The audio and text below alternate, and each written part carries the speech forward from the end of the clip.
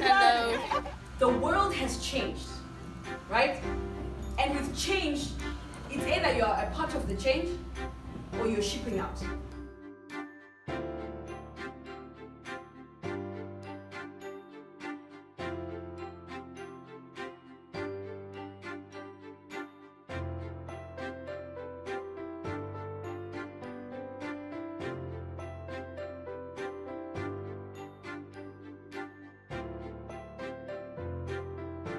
Why are you grouped as women artists? Where are the women photographers? Where are the women filmmakers? These are integral questions in your practice. My name is Silenko Simoyo. I'm the acting regional director at the National Gallery in Bulawayo. We are currently running a program for female visual artists in Bulawayo, funded by the Canada Fund for Local Initiatives. It's a program focusing on digital art making and promotion skills. The focus of the workshop is to train these artists in animation, photography, video art, graphic illustration. My name is Nicole Njinjari and I'm currently a student at Poly doing art and design. And the reason why I love doing art and design is because I live and breathe for art. There's nothing else I love to do more than art. And what I hope to accomplish in the next 4 to 5 years is to become a graphic designer, because I also try to link my art with the moving pace of digital art. And I also want to spread the word that, girls can accomplish anything, and no matter if it's a man's world, you can do anything.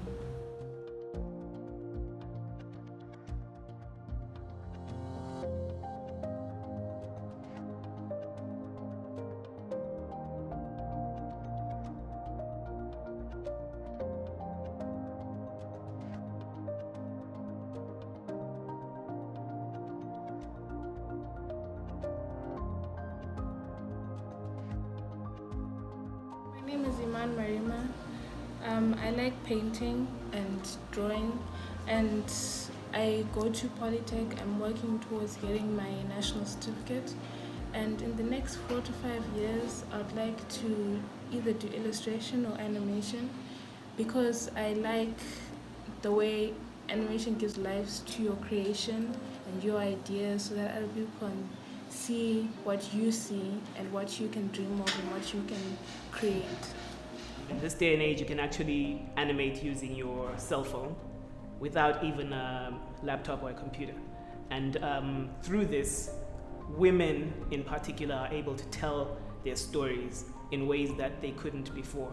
And through the animation medium, they get to reach audiences that can relate more to every story. Because animation is really an across-the-board medium. It can reach children, it can reach adults.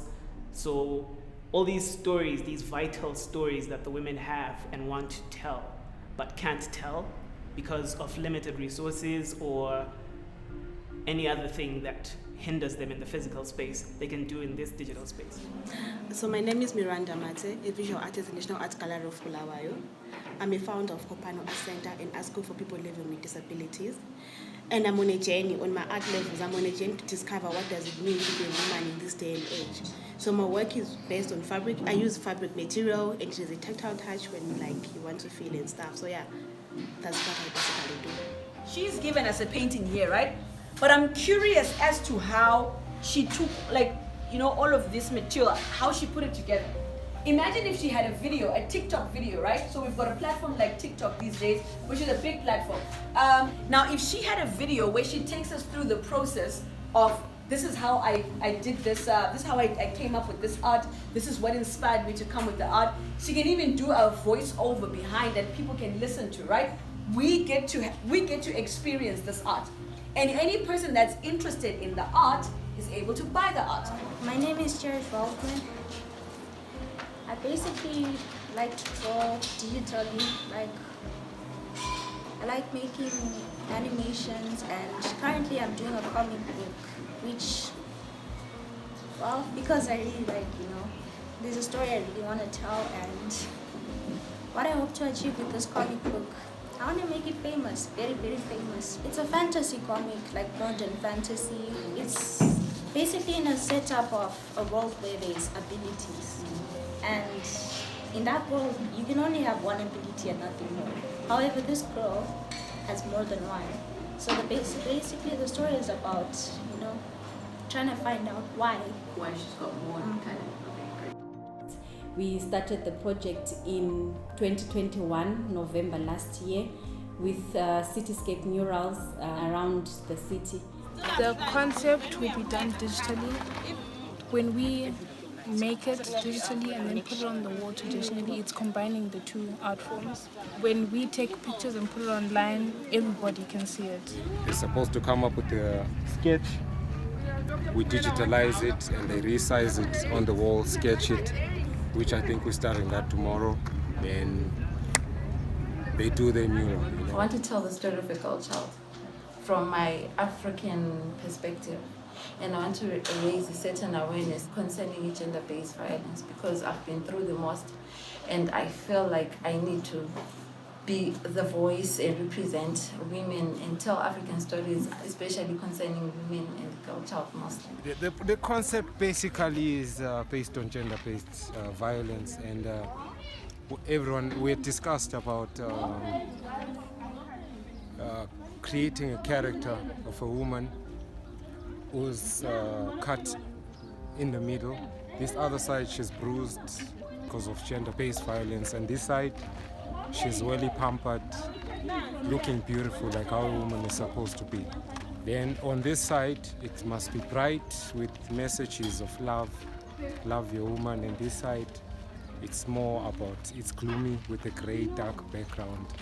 And it's actually addressing the whole gender-based violence. The whole purpose of putting this mirror on the side of a bar is because this place is primarily for men, right? And this message is going towards these men that will frequently coming in and out of the bar to drink, And it's not always the case where men that are drunk will beat up their wives. Some of them the are just alcohol also might be naturally a abusive. form of just confidence because they might already have the mentality of I'm going to beat this person up, but the alcohol might just be like a confidence boost or like, oh, the alcohol is just a way, like an excuse. Like, no, I was drunk. I didn't mean it, yet they meant it. Yeah. Putting that mural there would give it visibility and would share the message to all genders, male and female, and children as well, to be able to relate to the message that we're sharing, that you must love our women, we must empower our women. And the mural was also embracing of other languages as well. We tried to make sure it also speaks the message also in other languages that also people can understand. So it's one that primarily empowers the society so that we all have a united effort in fighting gender-based violence, so that it's not just for the males alone, but we all get a sense of ownership toward ending gender-based violence against women and children as well. We also want the children to be able to read the message because they are the future adults. We want to be able to catch them young so that they become better citizens in future, and we are able to build advocates as well for societal changes.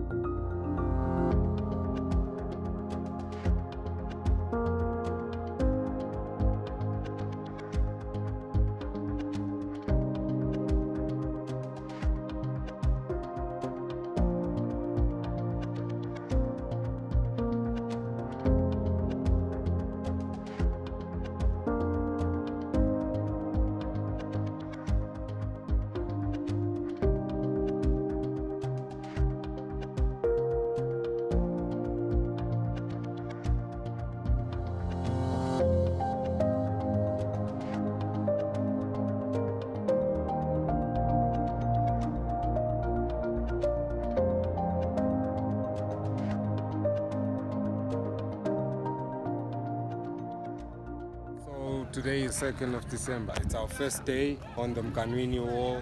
which is actually the second mural we're doing. So basically, when we started,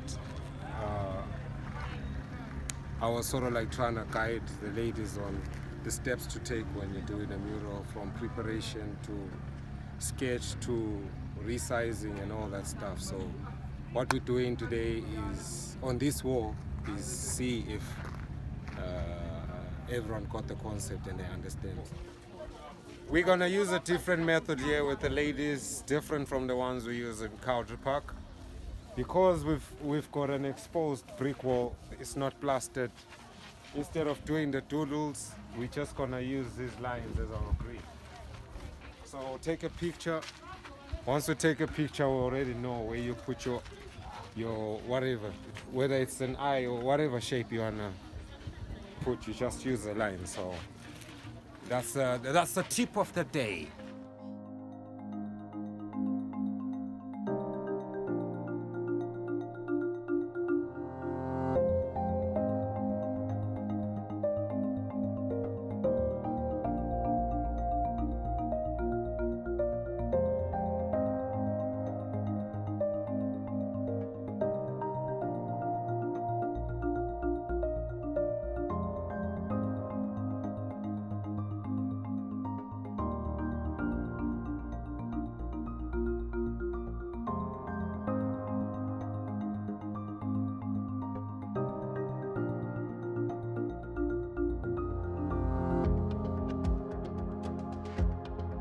The last mural located in the city center speaks to the issue of the COVID-19 pandemic as it affects entirely all of us, more so for the female visual artists. The message behind that mural is that we are all players in the jungle, which we call our world, and we are all affected and infected by COVID somehow. And we need to find a united solution as a team, as a society, so that we fight this pandemic and we're able to then have our normal lives back.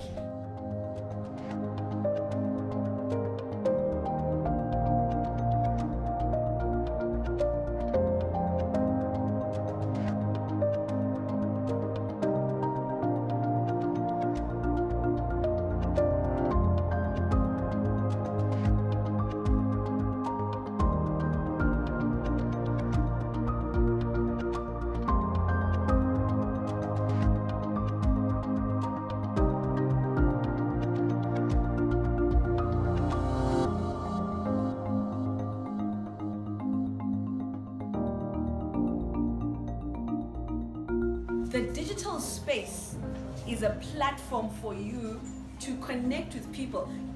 You can be very talented but broke. So we want to be talented, but we want to make money.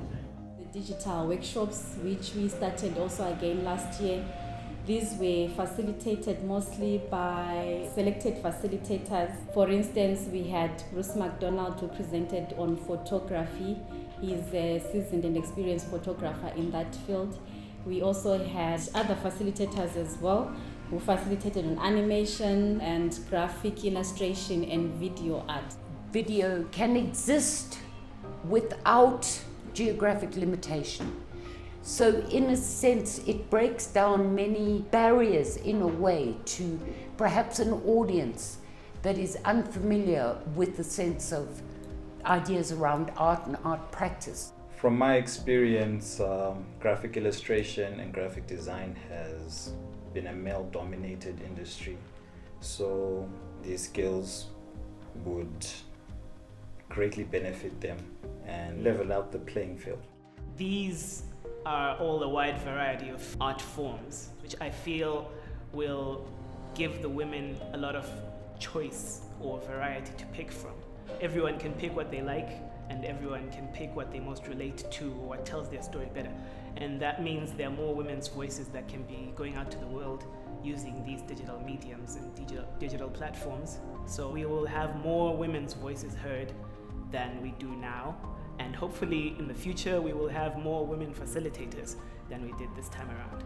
The digital space has allowed women to also compete. It's allowed women to also see, and they also get to learn from other artists. So I would say that's the reason why it's really, really, really important for them to also enter into the space and position themselves correctly.